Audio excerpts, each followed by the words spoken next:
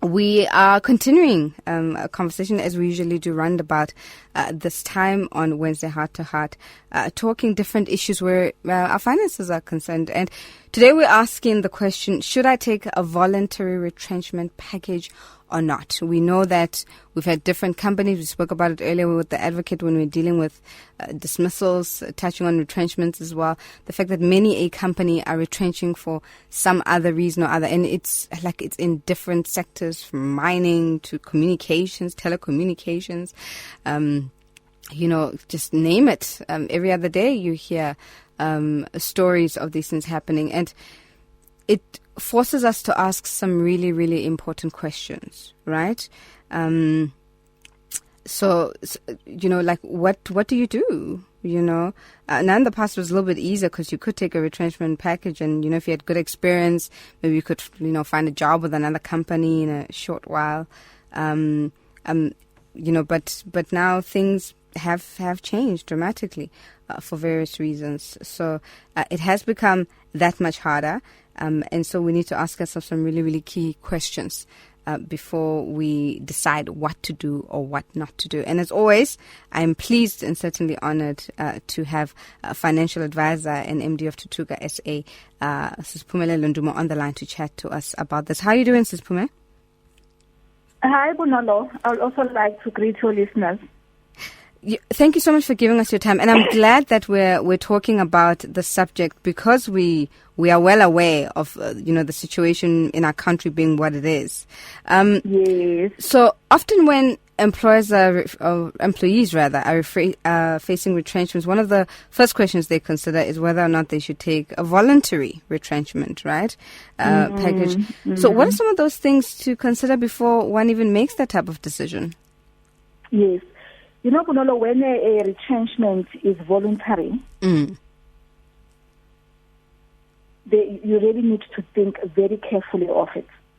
Yes, oftentimes when employers want, they offer voluntary retrenchment packages, they'll also, give employees a sweetener to encourage them to take the package. Right. And with the hope that they will attract those people that do not have too many responsibilities. Mm-hmm. And I often find that such voluntary retrenchment packages might really be attractive and work well for older employees, not so much in terms of age, but older in terms of how long they have been with the company for.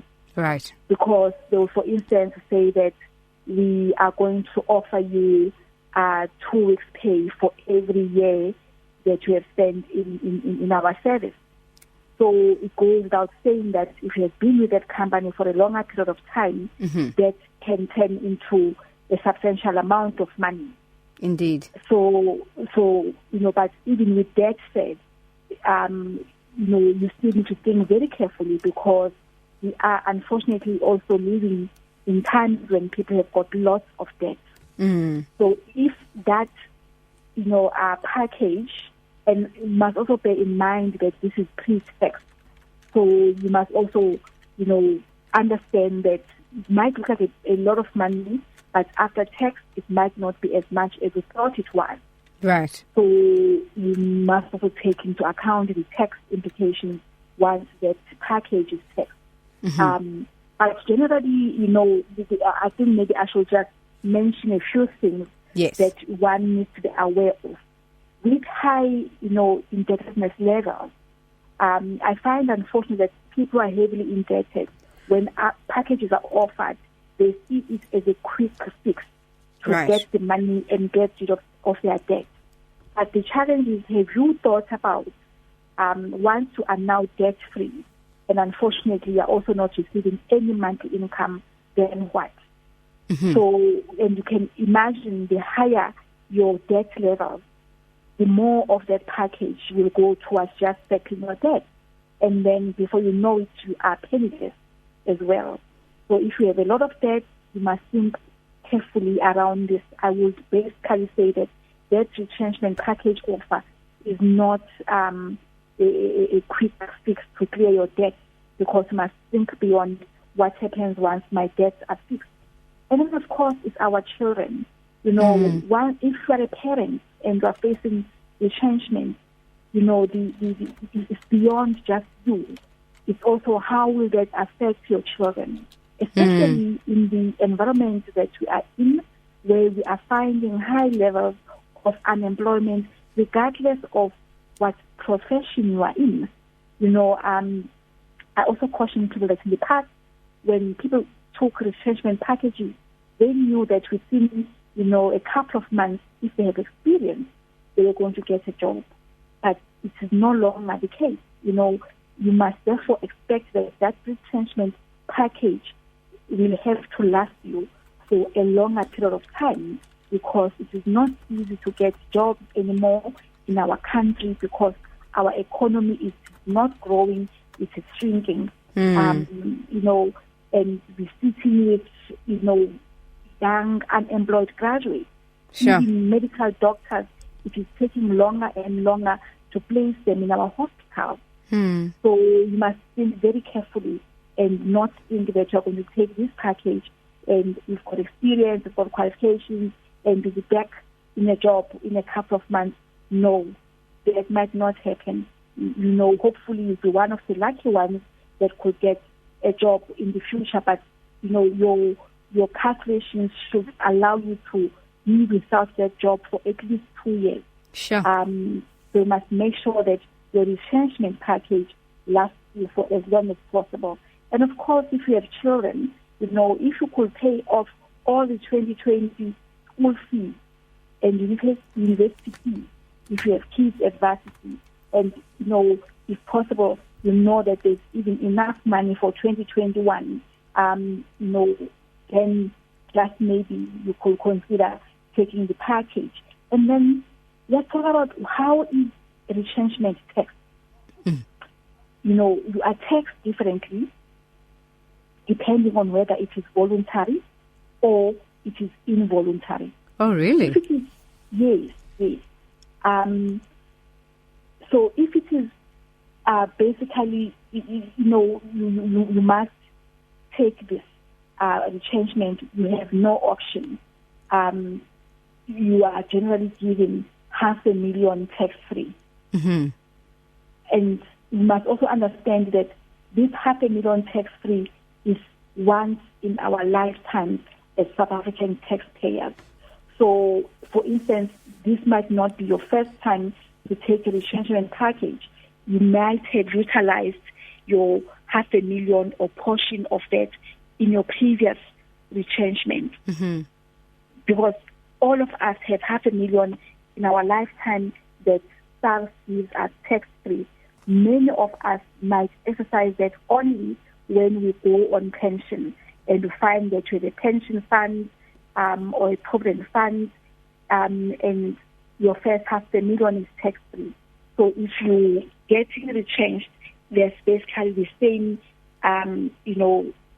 money that is given to you while you are still working, because you are being retrenched, to assist you at that time to take care of the big debts, like a home, a car, and all of that. But then do understand that when you reach retirement age, it will no longer be there. Sure. So, and also, there's also, sometimes people have what they buy stuff on credit, mm-hmm. and they might have credit life or credit assurance because they took a personal loan, or they have a car, or they bought a home and they took that. Now, sometimes those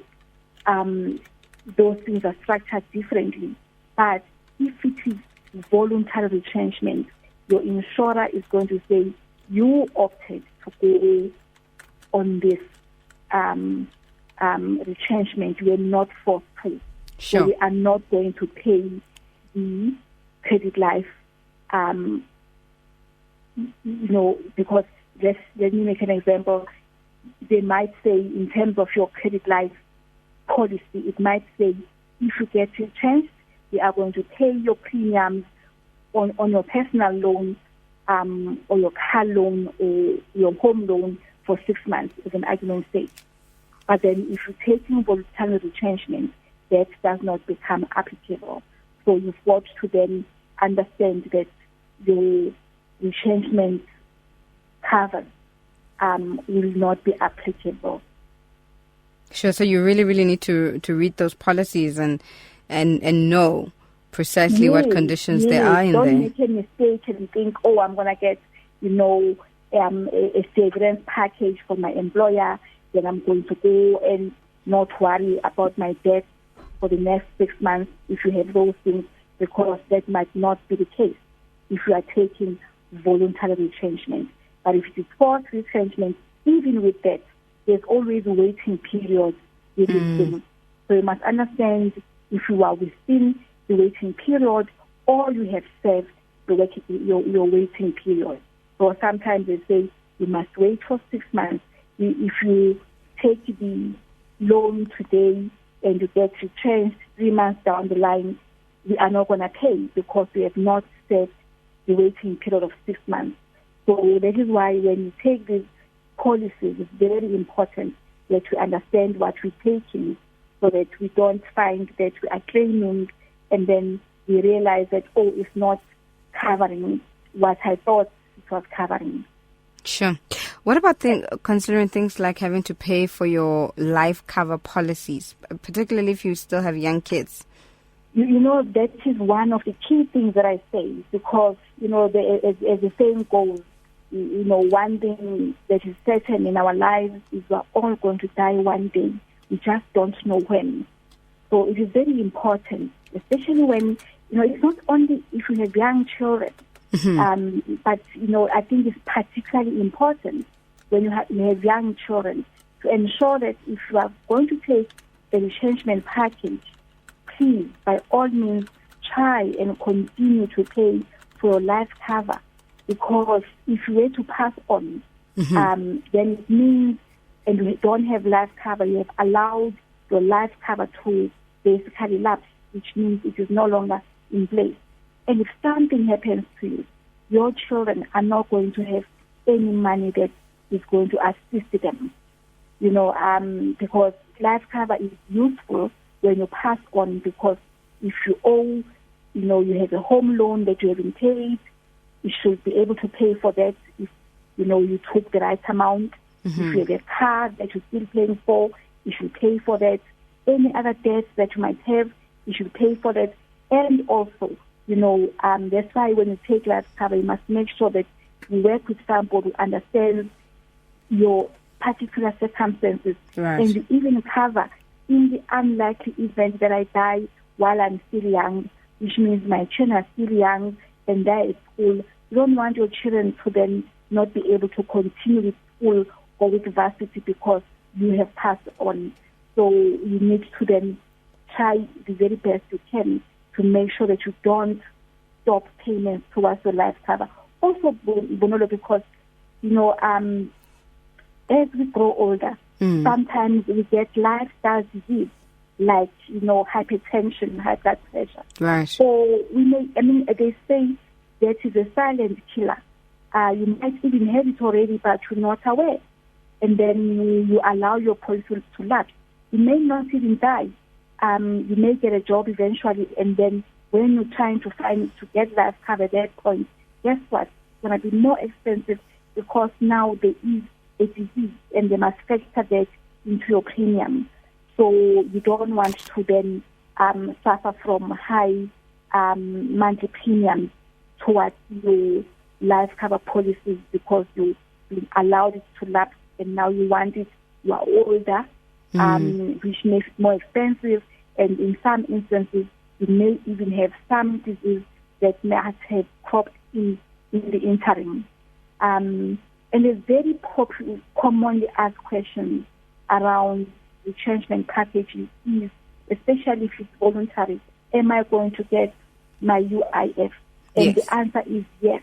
And knowledge is power, because I also just, on a side note, I found out that when I resigned from my job to start Tutuka SA, I could have received UIF, but I didn't know. Oh, wow. So, knowledge is power. So if you basically going on retrenchment, even if it is voluntary, go and apply, because if you look at your payslip, there's a deduction for UIF. Yes. So you can go and claim and receive some money in the interim. Yes, all righty. Yes. If you've just joined us, welcome. We're in conversation with financial advisor Phumelele Nduma. We're talking about retrenchment and whether or not you should be taking that voluntary retrenchment package, and what are some of the things to consider.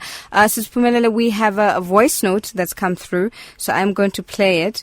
I'm hoping that you are able to hear it I'll be able to hear it. Should be able to hear it on your side, yes, but yeah, but I'll be paying close attention in case you miss it. Please, let's take a listen. Here we go. All right. My sister, greetings, and your guest. That is true.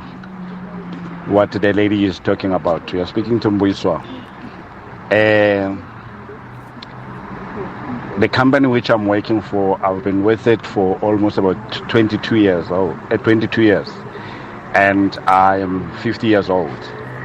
So we were offered a voluntary package, and in my case, when they work it out, is that including the severance package and whatever which I was going to get, it amounted to about 2.3 mil. And at my age,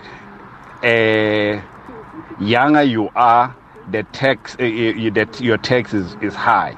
So when I took it to my financial advisor, I realized that the money which I'm going to remain with after everything which has been taken out of this 2.3 would have been 1.6. And out of that 1.6, and then I still had debt, and I'm having 2 kids at school. The other one in grade 12, the other one in grade 8. The other one in grade 12 still has to go to university. If she does, of which, yes, she's going to do well. I trust God with that.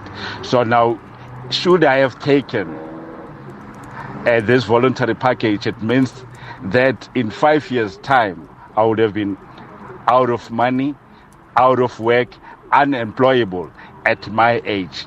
Then that would have been a problem for me and for my kids. Then when I look at it, I said, no, it doesn't worth it.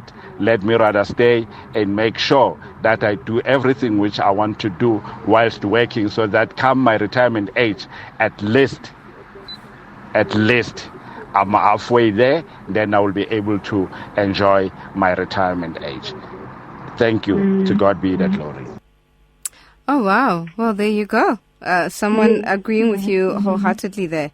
And I like the fact that he took stock, that he took the time out to really weigh his options and see someone, a professional, so that they can actually explain to them and say to them, this is the reality of what you'd be facing if you were to take this option, which often looks like a good opportunity, but may not necessarily be the case depending on where you're at. Any comments? Look, I think he summed it up very well. The age at 50, in terms of the Pension Funds Act, when you reach age 55, you are then, eligible for retirement, which means from a financial planning perspective, we're able to use investment vehicles that are only available for people who are at pension age, which could also save you some tax. And I think he made an important point. He's got debt. Yes. So, I don't know how much of the 1.6 million that would have been there after tax, how much of that would have been swallowed up by debt. And then he's got a child who's due to go to university because the child is already in grade 12. So in all likelihood, come 2021, he will have had to ensure that there is still money to send the child to university. And the one who's in grade 8 is, again, in the next 4 or 5 years, that child will also need to go to varsity. So that is why retrenchment needs to be taken, very, very seriously. Get good advice so that you don't get excited by, the figure. And also he made a very important point. He will then be unemployable. And the money could have lasted him for 5 years. And then after that, chances are he will not have been able to get another job. So, I'm happy that you did this exercise, and it looks like, you did a very thorough job. So I can only thank Umbuyisa for sharing with us.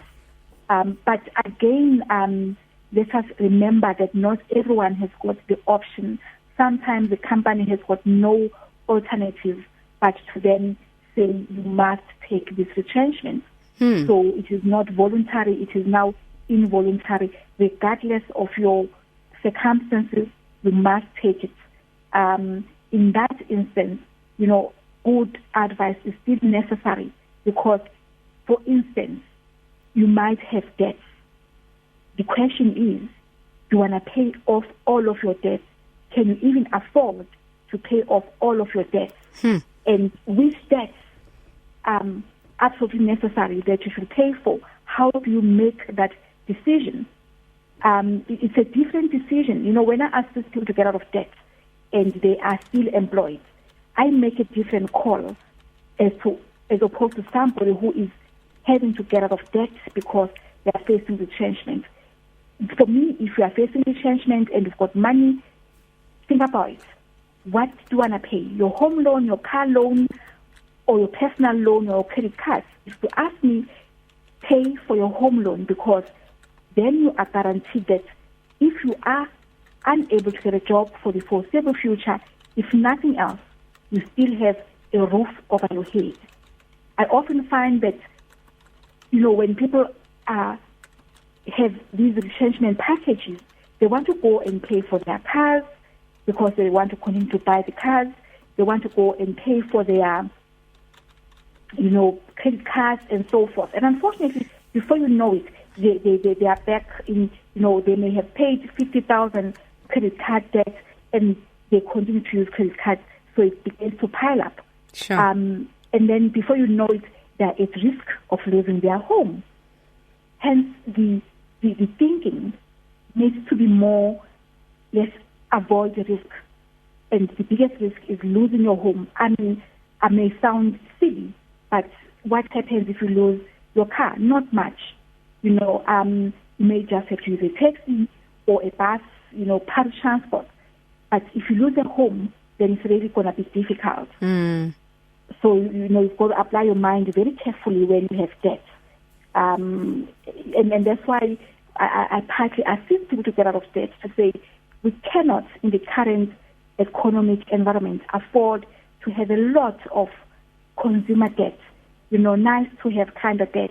Yeah. Yes, a home, we all need a home, and we cannot afford to buy our homes cash, most of us. So debt is necessary debt. But, these are not times to be spending on your credit cards and taking personal loans and buying stuff on credit. These are times to really begin to tighten your belt where your finances are concerned, because you don't know what's going to happen. Sure, so true. There's something that you mentioned about tax earlier on, right? Is there a way to minimize your tax liability when you're considering taking the package? Or is it because I remember he also mentioned the fact that out of that 2.3 million, after the tax bit had happened, he would only walk away with like 1.6 million, which is quite a vast difference in amount. Is it possible to minimize that in any way? Look, you have that 500,000 subject to certain conditions. So hence I always say to people, try and work within that 500,000. Whatever you need to do, withdraw the 500,000 that is going to be tax-free for you. Right. And then you obviously still need to leave. Let's say, for instance, in Mbuyisa's case, this retrenchment had to happen whether he lied it or not, didn't have an option. So it was basically involuntary.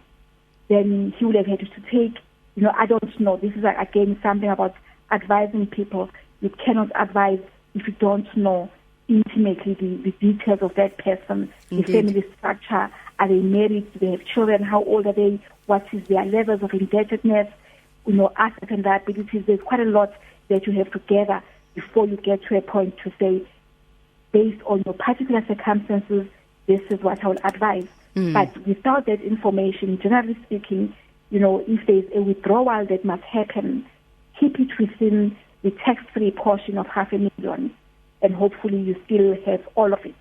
And even that, then try and then utilize where necessary. For instance, if you have children that must still go to varsity, how about taking the 33,000, that you are allowed per tax year and invest it, in tax-free investments, so that when your child needs to go to varsity, that will be growing for the child, without you attracting any tax on that. So it's not really easy unless one has a case study that one is working with. But certainly, tax is one of the key things that we want to take into account as you take the retrenchment package. And obviously, when you're getting retrenched, Bonolo, you need to sit down before you even decide whether you are going to take this package or not. If it is a voluntary package, sit down and do what is called, I'm assuming that you're already doing your budget under the circumstances right now, and then you do your budget post retrenchment. And hopefully your post retrenchment budget will be less than your current budget. You would have paid off certain things using your severance package. Right. You would have settled certain debts up front, if you had a home loan, if possible. Again, it depends how much you are still owing to us at home and how much your package is. If you can settle it off, then that could be a better strategy for you and other debts, so that hopefully your budget after retrenchment is less than your monthly budget right now. And then what do you do with the lump sum that you receive? And after you have paid, your big debts, that's often, where the challenge lies. Think about it, Bonolo. You may never have had R1 million in your lifetime. Indeed. Let's take Mbuyiswa 1.6 million. And if that money is going to lie in your current account, check account, and you keep seeing that money, I don't care who you are, even myself, I will go shopping until I drop. Oh, wow. So I always say to my customers, hide your money from yourself. Indeed. So don't keep this in your current account, or any account that is linked to your current account, or any account that you can simply take a bank card or a credit card and go and withdraw it, because human nature, you are going to spend that money, and before you wake up, it is gone, just like people spend their lotto money. So how do you then hide this money from yourself? You put it away in an investment account, and there are investment accounts that will then pay you a monthly living allowance. Right. So let's say now you've done your budget, and you know how much your monthly expenses are going to be after you've taken this retrenchment package, and let's say they amount to 5,000 rands, and you have 800,000. Don't think 800,000 is a lot of money. You are better off hiding it from yourself in an investment account, and then monthly you get this 5,000 to be able to meet your living expenses until you find a job. And then when you find a job, let's say you still have 600,000 of that money, at that point you can then decide to invest it properly for the long term. Because one of the key things that you want to do when you're taking retrenchment, whether it's voluntary or it is involuntary, is to make sure that that money lasts you for as long as possible. And I know how tempting it is, and I've seen this with some of my customers. There's suddenly hundreds of thousands of rands, sometimes millions of rands, and the first thing we want to do is to do those renovations in our homes that we've always wanted to do. And before you know it, and to take that holiday, and before you know it, the money is gone. That's the nature of money. If it's in your face, you are going to spend it. And you're honestly better off investing it. And when you get a job, then that's when you can maybe start with your innovations or take that trip, because now you have some financial security into the future, but not at the time you take a retrenchment package. All righty. Unfortunately, we are out of time, Ms. Pume. This is all we have time for. I'm sure we can continue the conversation again next week in case also some listeners may have some questions for us. As always, where can people find you guys if they have questions, if they need assistance? Do you mind sharing perhaps your email address? Okay. Our email address is info, I-N-F-O, @Tuthuka, THUTHUKA, hyphen as in a manner sign, SA for South Africa.co.za. And there's always the best way of communicating with us, but you can also phone our offices 011-568-2635. And of course, I would like us to finish off nicely with this, because it's really something that many people are confronted with during this time. No, absolutely. So we'll continue the conversation then, part 2 of this next week. Much appreciated as always. I learn a lot every single time. I'm growing in leaps and bounds in my administration of my finances because of this, and I'd like to think that other people are doing the same as well. May the good Lord bless you until we chat again real soon, and please do stay safe. Thank you so much, Bernardo. Keep well.